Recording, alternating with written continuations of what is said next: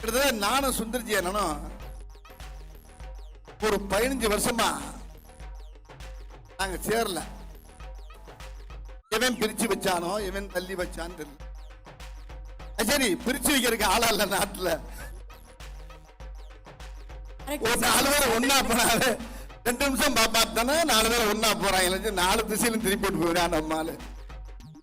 நம்ம ஆளுக்கு அவ்வளவு திறமை இருக்கு. சேர்த்து வைக்கிறானா இல்லையோ, பிரிச்சு வைக்கிறதுல பெரிய வில்லைங்க நம்ம ஆளு. அங்க போய் ஒரு பாலை போடுவாங்க, அதே பந்தம் இங்க இருந்து போடுவாங்க. அரசியல பார்த்திருப்பீங்க, பேட்டியெல்லாம் பார்த்திருப்பீங்க. என்னங்க உங்களை பத்தி எப்படி கேட்கிறாங்களே, அபிப்பிராயம் என்ன?